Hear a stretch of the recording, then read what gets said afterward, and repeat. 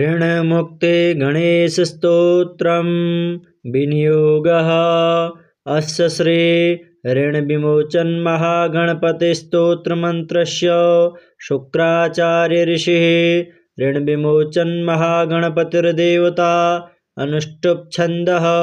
ऋणविमोचन महागणपतिप्रीत्यर्थे जपे विनियोगः। ॐ स्मरामि देवदेवेशं वक्रतुण्डं महाबलं षडक्षरं कृपासिन्धुं नमामि ऋणमुक्तये। महागणपतिं वन्दे महासेतुं महाबलम् एकमेवाद्वितीयं तु नमामि ऋणमुक्तये। एकाक्षरं त्वेकदन्तमेकं ब्रह्म सनातनं महाविघ्नहरं देवं नमामि ऋणमुक्तये। शुक्लाम्बरं शुक्लवर्णं शुक्लगन्धानुलेपनं सर्वशुक्लमयं देवं नमामि ऋणमुक्तये। रक्ताम्बरं रक्तवर्णं रक्तगन्धानुलेपनं रक्तपुष्पैः पूज्यमानं नमामि ऋणमुक्तये। कृष्णाम्बरं कृष्णवर्णं कृष्णगन्धानुलेपनं कृष्णयज्ञोपवीतं च नमामि ऋणमुक्तये। पीताम्बरं पीतवर्णं पीतगन्धानुलेपनं पीतपुष्पैः पूज्यमानं नमामि ऋणमुक्तये। सर्वात्मकं सर्ववर्णं सर्वगन्धानुलेपनं सर्वपुष्पैः पूज्यमानं नमामि ऋणमुक्तये। एतदृणहरं स्तोत्रं त्रिसन्ध्यं यः पठेन्नरः षण्मासाभ्यन्तरे तस्य ऋणच्छेदो न संशयः। सहस्रदशकं कृत्वा ऋणमुक्तो धनी भवेत्। ॐ स्मरामि देवदेवेशं वक्रतुण्डं महाबलं षडक्षरं कृपासिन्धुं नमामि ऋणमुक्तये। महागणपतिं वन्दे महासेतुं महाबलम् एकमेवाद्वितीयं तु नमामि ऋणमुक्तये। एकाक्षरं त्वेकदन्तमेकं ब्रह्म सनातनं महाविघ्नहरं देवं नमामि ऋणमुक्तये। शुक्लाम्बरं शुक्लवर्णं शुक्लगन्धानुलेपनं सर्वशुक्लमयं देवं नमामि ऋणमुक्तये। रक्ताम्बरं रक्तवर्णं रक्तगन्धानुलेपनं रक्तपुष्पैः पूज्यमानं नमामि ऋणमुक्तये। कृष्णाम्बरं कृष्णवर्णं कृष्णगन्धानुलेपनं कृष्णयज्ञोपवीतं च नमामि ऋणमुक्तये। पीताम्बरं पीतवर्णं पीतगन्धानुलेपनं पीतपुष्पैः पूज्यमानं नमामि ऋणमुक्तये। सर्वात्मकं सर्ववर्णं सर्वगन्धानुलेपनं सर्वपुष्पैः पूज्यमानं नमामि ऋणमुक्तये। एतदृणहरं स्तोत्रं त्रिसन्ध्यं यः पठेन्नरः षण्मासाभ्यन्तरे तस्य ऋणच्छेदो न संशयः। सहस्रदशकं कृत्वा ऋणमुक्तो धनी भवेत्। ॐ स्मरामि देवदेवेशं वक्रतुण्डं महाबलं षडक्षरं कृपासिन्धुं नमामि ऋणमुक्तये। महागणपतिं वन्दे महासेतुं महाबलं एकमेवाद्वितीयं तु नमामि ऋणमुक्तये। एकाक्षरं त्वेकदन्तमेकं ब्रह्म सनातनं महाविघ्नहरं देवं नमामि ऋणमुक्तये। शुक्लाम्बरं शुक्लवर्णं शुक्लगन्धानुलेपनं सर्वशुक्लमयं देवं नमामि ऋणमुक्तये। रक्ताम्बरं रक्तवर्णं रक्तगन्धानुलेपनं रक्तपुष्पैः पूज्यमानं नमामि ऋणमुक्तये। कृष्णाम्बरं कृष्णवर्णं कृष्णगन्धानुलेपनं कृष्णयज्ञोपवीतं च नमामि ऋणमुक्तये। पीताम्बरं पीतवर्णं पीतगन्धानुलेपनं पीतपुष्पैः पूज्यमानं नमामि ऋणमुक्तये। सर्वात्मकं सर्ववर्णं सर्वगन्धानुलेपनं सर्वपुष्पैः पूज्यमानं नमामि ऋणमुक्तये। एतदृणहरं स्तोत्रं त्रिसन्ध्यं यः पठेन्नरः षण्मासाभ्यन्तरे तस्य ऋणच्छेदो न संशयः। सहस्रदशकं कृत्वा ऋणमुक्तो धनी भवेत्। ॐ स्मरामि देवदेवेशं वक्रतुण्डं महाबलं षडक्षरं कृपासिन्धुं नमामि ऋणमुक्तये। महागणपतिं वन्दे महासेतुं महाबलम् एकमेवाद्वितीयं तु नमामि ऋणमुक्तये। एकाक्षरं त्वेकदन्तमेकं ब्रह्म सनातनं महाविघ्नहरं देवं नमामि ऋणमुक्तये। शुक्लाम्बरं शुक्लवर्णं शुक्लगन्धानुलेपनं सर्वशुक्लमयं देवं नमामि ऋणमुक्तये। रक्ताम्बरं रक्तवर्णं रक्तगन्धानुलेपनं रक्तपुष्पैः पूज्यमानं नमामि ऋणमुक्तये। कृष्णाम्बरं कृष्णवर्णं कृष्णगन्धानुलेपनं कृष्णयज्ञोपवीतं च नमामि ऋणमुक्तये। पीताम्बरं पीतवर्णं पीतगन्धानुलेपनं पीतपुष्पैः पूज्यमानं नमामि ऋणमुक्तये। सर्वात्मकं सर्ववर्णं सर्वगन्धानुलेपनं सर्वपुष्पैः पूज्यमानं नमामि ऋणमुक्तये। एतदृणहरं स्तोत्रं त्रिसन्ध्यं यः पठेन्नरः षण्मासाभ्यन्तरे तस्य ऋणच्छेदो न संशयः। सहस्रदशकं कृत्वा ऋणमुक्तो धनी भवेत्। ॐ स्मरामि देवदेवेशं वक्रतुण्डं महाबलं षडक्षरं कृपासिन्धुं नमामि ऋणमुक्तये। महागणपतिं वन्दे महासेतुं महाबलं एकमेवाद्वितीयं तु नमामि ऋणमुक्तये। एकाक्षरं त्वेकदन्तमेकं ब्रह्म सनातनं महाविघ्नहरं देवं नमामि ऋणमुक्तये। शुक्लाम्बरं शुक्लवर्णं शुक्लगन्धानुलेपनं सर्वशुक्लमयं देवं नमामि ऋणमुक्तये। रक्ताम्बरं रक्तवर्णं रक्तगन्धानुलेपनं रक्तपुष्पैः पूज्यमानं नमामि ऋणमुक्तये। कृष्णाम्बरं कृष्णवर्णं कृष्णगन्धानुलेपनं कृष्णयज्ञोपवीतं च नमामि ऋणमुक्तये। पीताम्बरं पीतवर्णं पीतगन्धानुलेपनं पीतपुष्पैः पूज्यमानं नमामि ऋणमुक्तये। सर्वात्मकं सर्ववर्णं सर्वगन्धानुलेपनं सर्वपुष्पैः पूज्यमानं नमामि ऋणमुक्तये। एतदृणहरं स्तोत्रं त्रिसन्ध्यं यः पठेन्नरः षण्मासाभ्यन्तरे तस्य ऋणच्छेदो न संशयः। सहस्रदशकं कृत्वा ऋणमुक्तो धनी भवेत्। ॐ स्मरामि देवदेवेशं वक्रतुण्डं महाबलं षडक्षरं कृपासिन्धुं नमामि ऋणमुक्तये। महागणपतिं वन्दे महासेतुं महाबलं एकमेवाद्वितीयं तु नमामि ऋणमुक्तये। एकाक्षरं त्वेकदन्तमेकं ब्रह्म सनातनं महाविघ्नहरं देवं नमामि ऋणमुक्तये। शुक्लाम्बरं शुक्लवर्णं शुक्लगन्धानुलेपनं सर्वशुक्लमयं देवं नमामि ऋणमुक्तये। रक्ताम्बरं रक्तवर्णं रक्तगन्धानुलेपनं रक्तपुष्पैः पूज्यमानं नमामि ऋणमुक्तये। कृष्णाम्बरं कृष्णवर्णं कृष्णगन्धानुलेपनं कृष्णयज्ञोपवीतं च नमामि ऋणमुक्तये। पीताम्बरं पीतवर्णं पीतगन्धानुलेपनं पीतपुष्पैः पूज्यमानं नमामि ऋणमुक्तये। सर्वात्मकं सर्ववर्णं सर्वगन्धानुलेपनं सर्वपुष्पैः पूज्यमानं नमामि ऋणमुक्तये।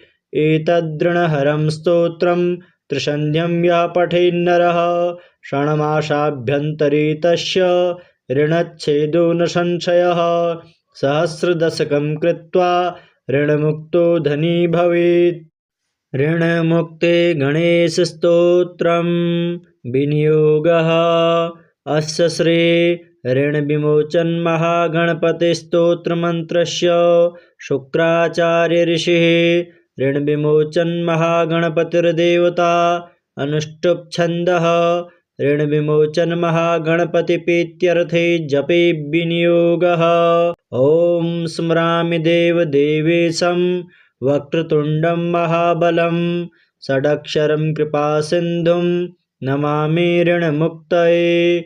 महागणपतिं वन्दे महासेतुं महाबलम् एकमेवाद्वितीयं तु नमामि ऋणमुक्तये। एकाक्षरं त्वेकदन्तमेकं ब्रह्म सनातनं महाविघ्नहरं देवं नमामि ऋणमुक्तये। शुक्लाम्बरं शुक्लवर्णं शुक्लगन्धानुलेपनं सर्वशुक्लमयं देवं नमामि ऋणमुक्तये। रक्ताम्बरं रक्तवर्णं रक्तगन्धानुलेपनं रक्तपुष्पैः पूज्यमानं नमामि ऋणमुक्तये। कृष्णाम्बरं कृष्णवर्णं कृष्णगन्धानुलेपनं कृष्णयज्ञोपवीतं च नमामि ऋणमुक्तये। पीताम्बरं पीतवर्णं पीतगन्धानुलेपनं पीतपुष्पैः पूज्यमानं नमामि ऋणमुक्तये। सर्वात्मकं सर्ववर्णं सर्वगन्धानुलेपनं सर्वपुष्पैः पूज्यमानं नमामि ऋणमुक्तये। एतदृणहरं स्तोत्रं त्रिसन्ध्यं यः पठेन्नरः षण्मासाभ्यन्तरे तस्य ऋणच्छेदो न संशयः। सहस्रदशकं कृत्वा ऋणमुक्तो धनी भवेत्। ॐ स्मरामि देवदेवेशं वक्रतुण्डं महाबलं षडक्षरं कृपासिन्धुं नमामि ऋणमुक्तये। महागणपतिं वन्दे महासेतुं महाबलम् एकमेवाद्वितीयं तु नमामि ऋणमुक्तये। एकाक्षरं त्वेकदन्तमेकं ब्रह्म सनातनं महाविघ्नहरं देवं नमामि ऋणमुक्तये। शुक्लाम्बरं शुक्लवर्णं शुक्लगन्धानुलेपनं सर्वशुक्लमयं देवं नमामि ऋणमुक्तये। रक्ताम्बरं रक्तवर्णं रक्तगन्धानुलेपनं रक्तपुष्पैः पूज्यमानं नमामि ऋणमुक्तये। कृष्णाम्बरं कृष्णवर्णं कृष्णगन्धानुलेपनं कृष्णयज्ञोपवीतं च नमामि ऋणमुक्तये। पीताम्बरं पीतवर्णं पीतगन्धानुलेपनं पीतपुष्पैः पूज्यमानं नमामि ऋणमुक्तये। सर्वात्मकं सर्ववर्णं सर्वगन्धानुलेपनं सर्वपुष्पैः पूज्यमानं नमामि ऋणमुक्तये। एतदृणहरं स्तोत्रं त्रिसन्ध्यं यः पठेन्नरः षण्मासाभ्यन्तरे तस्य ऋणच्छेदो न संशयः। सहस्रदशकं कृत्वा ऋणमुक्तो धनी भवेत्। ॐ स्मरामि देवदेवेशं वक्रतुण्डं महाबलं षडक्षरं कृपासिन्धुं नमामि ऋणमुक्तये। महागणपतिं वन्दे महासेतुं महाबलं एकमेवाद्वितीयं तु नमामि ऋणमुक्तये। एकाक्षरं त्वेकदन्तमेकं ब्रह्म सनातनं महाविघ्नहरं देवं नमामि ऋणमुक्तये। शुक्लाम्बरं शुक्लवर्णं शुक्लगन्धानुलेपनं सर्वशुक्लमयं देवं नमामि ऋणमुक्तये। रक्ताम्बरं रक्तवर्णं रक्तगन्धानुलेपनं रक्तपुष्पैः पूज्यमानं नमामि ऋणमुक्तये। कृष्णाम्बरं कृष्णवर्णं कृष्णगन्धानुलेपनं कृष्णयज्ञोपवीतं च नमामि ऋणमुक्तये पीताम्बरं पीतवर्णं पीतगन्धानुलेपनं पीतपुष्पैः पूज्यमानं नमामि ऋणमुक्तये सर्वात्मकं सर्ववर्णं सर्वगन्धानुलेपनं सर्वपुष्पैः पूज्यमानं नमामि ऋणमुक्तये एतदृणहरं स्तोत्रं त्रिसन्ध्यं यः पठेन्नरः षण्मासाभ्यन्तरे तस्य ऋणच्छेदो न संशयः सहस्रदशकं कृत्वा ऋणमुक्तो धनी भवेत्।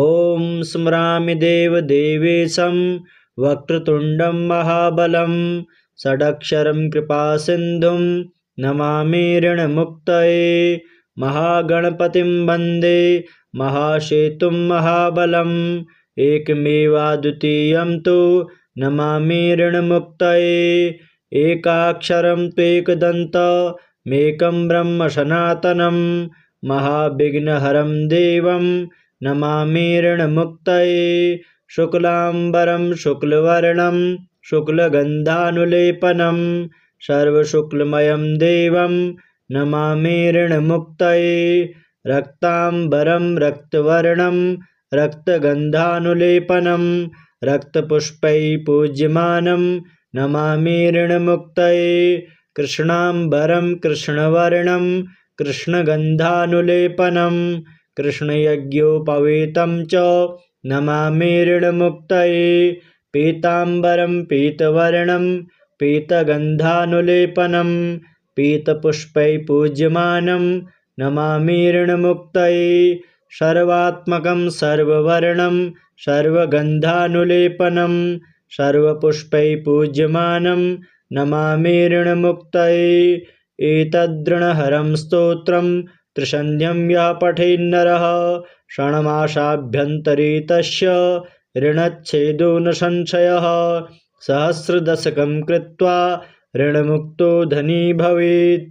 ॐ स्मरामि देवदेवेशं वक्रतुण्डं महाबलं षडक्षरं कृपासिन्धुं नमामि ऋणमुक्तये महागणपतिं वन्दे महासेतुं महाबलम् एकमेवाद्वितीयं तु नमामि ऋणमुक्तये एकाक्षरं त्वेकदन्तमेकं ब्रह्म सनातनं महाविघ्नहरं देवं नमामि ऋणमुक्तये शुक्लाम्बरं शुक्लवर्णं शुक्लगन्धानुलेपनं सर्वशुक्लमयं देवं नमामि ऋणमुक्तये रक्ताम्बरं रक्तवर्णं रक्तगन्धानुलेपनं रक्तपुष्पैः पूज्यमानं नमामि ऋणमुक्तये कृष्णाम्बरं कृष्णवर्णं कृष्णगन्धानुलेपनं कृष्णयज्ञोपवीतं च नमामि ऋणमुक्तये पीताम्बरं पीतवर्णं पीतगन्धानुलेपनं पीतपुष्पैः पूज्यमानं नमामि ऋणमुक्तये सर्वात्मकं सर्ववर्णं सर्वगन्धानुलेपनं सर्वपुष्पैः पूज्यमानं नमामि ऋणमुक्तये एतदृणहरं स्तोत्रं त्रिसन्ध्यं यः पठेन्नरः षण्मासाभ्यन्तरे तस्य ऋणच्छेदो न संशयः सहस्रदशकं कृत्वा ऋणमुक्तो धनी भवेत्। ॐ स्मरामि देवदेवेशं वक्रतुण्डं महाबलं षडक्षरं कृपासिन्धुं नमामि ऋणमुक्तये महागणपतिं वन्दे महासेतुं महाबलम् एकमेवाद्वितीयं तु नमामि ऋणमुक्तये एकाक्षरं त्वेकदन्तमेकं ब्रह्म सनातनं महाविघ्नहरं देवं नमामि ऋणमुक्तये शुक्लाम्बरं शुक्लवर्णं शुक्लगन्धानुलेपनं सर्वशुक्लमयं देवं नमामि ऋणमुक्तये रक्ताम्बरं रक्तवर्णं रक्तगन्धानुलेपनं रक्तपुष्पैः पूज्यमानं नमामि ऋणमुक्तये कृष्णाम्बरं कृष्णवर्णं कृष्णगन्धानुलेपनं कृष्णयज्ञोपवीतं च नमामि ऋणमुक्तये पीताम्बरं पीतवर्णं पीतगन्धानुलेपनं पीतपुष्पैः पूज्यमानं नमामि ऋणमुक्तये सर्वात्मकं सर्ववर्णं सर्वगन्धानुलेपनं सर्वपुष्पैः पूज्यमानं नमामि ऋणमुक्तये एतदृणहरं स्तोत्रं त्रिसन्ध्यं यः पठेन्नरः षण्मासाभ्यन्तरे तस्य ऋणच्छेदो न संशयः सहस्रदशकं कृत्वा ऋणमुक्तो धनी भवेत्। ऋणमुक्ते गणेशस्तोत्रं विनियोगः अस्य श्री ऋणविमोचन महागणपतिस्तोत्रमन्त्रस्य शुक्राचार्य ऋषिः ऋणविमोचन महागणपतिर्देवता अनुष्टुप् छन्दः ऋणविमोचन महागणपतिप्रीत्यर्थे जपे विनियोगः। ॐ स्मरामि देवदेवेशं वक्रतुण्डं महाबलं षडक्षरं कृपासिन्धुं नमामि ऋणमुक्तये महागणपतिं वन्दे महासेतुं महाबलम् एकमेवाद्वितीयं तु नमामि ऋणमुक्तये एकाक्षरं त्वेकदन्तमेकं ब्रह्म सनातनं महाविघ्नहरं देवं नमामि ऋणमुक्तये शुक्लाम्बरं शुक्लवर्णं शुक्लगन्धानुलेपनं सर्वशुक्लमयं देवं नमामि ऋणमुक्तये रक्ताम्बरं रक्तवर्णं रक्तगन्धानुलेपनं रक्तपुष्पैः पूज्यमानं नमामि ऋणमुक्तये कृष्णाम्बरं कृष्णवर्णं कृष्णगन्धानुलेपनं कृष्णयज्ञोपवीतं च नमामि ऋणमुक्तये पीताम्बरं पीतवर्णं पीतगन्धानुलेपनं पीतपुष्पैः पूज्यमानं नमामि ऋणमुक्तये सर्वात्मकं सर्ववर्णं सर्वगन्धानुलेपनं सर्वपुष्पैः पूज्यमानं नमामि ऋणमुक्तये एतदृणहरं स्तोत्रं त्रिसन्ध्यं यः पठेन्नरः षण्मासाभ्यन्तरे तस्य ऋणच्छेदो न संशयः सहस्रदशकं कृत्वा ऋणमुक्तो धनी भवेत्। ॐ स्मरामि देवदेवेशं वक्रतुण्डं महाबलं षडक्षरं कृपासिन्धुं नमामि ऋणमुक्तये महागणपतिं वन्दे महासेतुं महाबलम् एकमेवाद्वितीयं तु नमामि ऋणमुक्तये एकाक्षरं त्वेकदन्तमेकं ब्रह्म सनातनं महाविघ्नहरं देवं नमामि ऋणमुक्तये शुक्लाम्बरं शुक्लवर्णं शुक्लगन्धानुलेपनं सर्वशुक्लमयं देवं नमामि ऋणमुक्तये रक्ताम्बरं रक्तवर्णं रक्तगन्धानुलेपनं रक्तपुष्पैः पूज्यमानं नमामि ऋणमुक्तये कृष्णाम्बरं कृष्णवर्णं कृष्णगन्धानुलेपनं कृष्णयज्ञोपवीतं च नमामि ऋणमुक्तये पीताम्बरं पीतवर्णं पीतगन्धानुलेपनं पीतपुष्पैः पूज्यमानं नमामि ऋणमुक्तये सर्वात्मकं सर्ववर्णं सर्वगन्धानुलेपनं सर्वपुष्पैः पूज्यमानं नमामि ऋणमुक्तये एतदृणहरं स्तोत्रं त्रिसन्ध्यं यः पठेन्नरः षण्मासाभ्यन्तरे तस्य ऋणच्छेदो न संशयः सहस्रदशकं कृत्वा ऋणमुक्तो धनी भवेत्। ॐ स्मरामि देवदेवेशं वक्रतुण्डं महाबलं षडक्षरं कृपासिन्धुं नमामि ऋणमुक्तये महागणपतिं वन्दे महासेतुं महाबलम् एकमेवाद्वितीयं तु नमामि ऋणमुक्तये एकाक्षरं त्वेकदन्तमेकं ब्रह्म सनातनं महाविघ्नहरं देवं नमामि ऋणमुक्तये शुक्लाम्बरं शुक्लवर्णं शुक्लगन्धानुलेपनं सर्वशुक्लमयं देवं नमामि ऋणमुक्तये रक्ताम्बरं रक्तवर्णं रक्तगन्धानुलेपनं रक्तपुष्पैः पूज्यमानं नमामि ऋणमुक्तये कृष्णाम्बरं कृष्णवर्णं कृष्णगन्धानुलेपनं कृष्णयज्ञोपवीतं च नमामि ऋणमुक्तये पीताम्बरं पीतवर्णं पीतगन्धानुलेपनं पीतपुष्पैः पूज्यमानं नमामि ऋणमुक्तये सर्वात्मकं सर्ववर्णं सर्वगन्धानुलेपनं सर्वपुष्पैः पूज्यमानं नमामि ऋणमुक्तये एतदृणहरं स्तोत्रं त्रिसन्ध्यं यः पठेन्नरः षण्मासाभ्यन्तरे तस्य ऋणच्छेदो न संशयः सहस्रदशकं कृत्वा ऋणमुक्तो धनी भवेत्।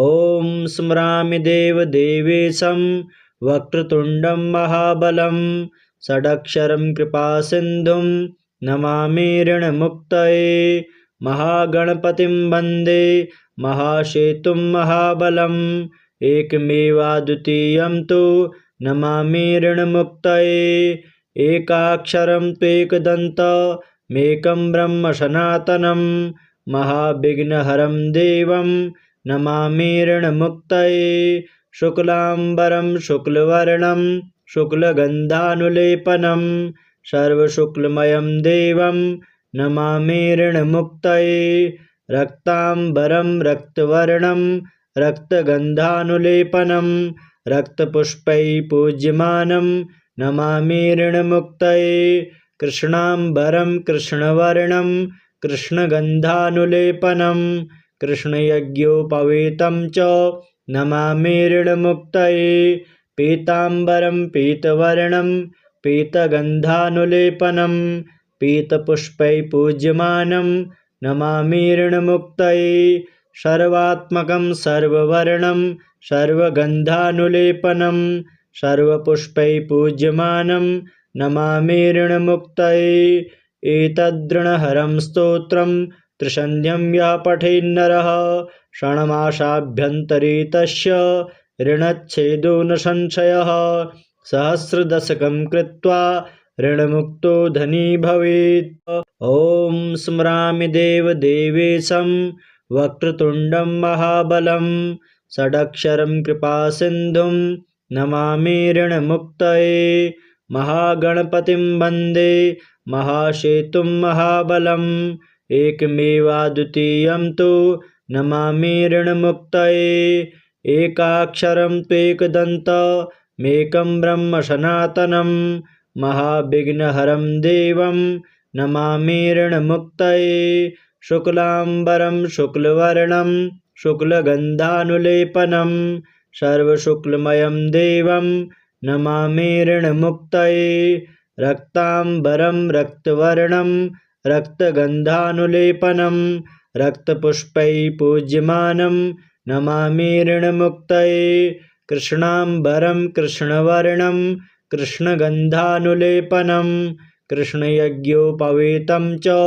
नमामि ऋणमुक्तये पीताम्बरं पीतवर्णं पीतगन्धानुलेपनं पीतपुष्पैः पूज्यमानं नमामि ऋणमुक्तये सर्वात्मकं सर्ववर्णं सर्वगन्धानुलेपनं सर्वपुष्पैः पूज्यमानं नमामि ऋणमुक्तये एतदृणहरं स्तोत्रं त्रिसन्ध्यं यः पठेन्नरः षण्मासाभ्यन्तरे तस्य ऋणच्छेदो न संशयः सहस्रदशकं कृत्वा ऋणमुक्तो धनी भवेत्। ॐ स्मरामि देवदेवेशं वक्रतुण्डं महाबलं षडक्षरं कृपासिन्धुं नमामि ऋणमुक्तये महागणपतिं वन्दे महासेतुं महाबलम् एकमेवाद्वितीयं तु नमामि ऋणमुक्तये एकाक्षरं त्वेकदन्तमेकं ब्रह्म सनातनं महाविघ्नहरं देवं नमामि ऋणमुक्तये शुक्लाम्बरं शुक्लवर्णं शुक्लगन्धानुलेपनं सर्वशुक्लमयं देवं नमामि ऋणमुक्तये रक्ताम्बरं रक्तवर्णं रक्तगन्धानुलेपनं रक्तपुष्पैः पूज्यमानं नमामि ऋणमुक्तये कृष्णाम्बरं कृष्णवर्णं कृष्णगन्धानुलेपनं कृष्णयज्ञोपवीतं च नमामि ऋणमुक्तये पीताम्बरं पीतवर्णं पीतगन्धानुलेपनं पीतपुष्पैः पूज्यमानं नमामि ऋणमुक्तये सर्वात्मकं सर्ववर्णं सर्वगन्धानुलेपनं सर्वपुष्पैः पूज्यमानं नमामि ऋणमुक्तये एतदृणहरं स्तोत्रं त्रिसन्ध्यं यः पठेन्नरः षण्मासाभ्यन्तरे तस्य ऋणच्छेदो न संशयः सहस्रदशकं कृत्वा ऋणमुक्तो धनी भवेत्।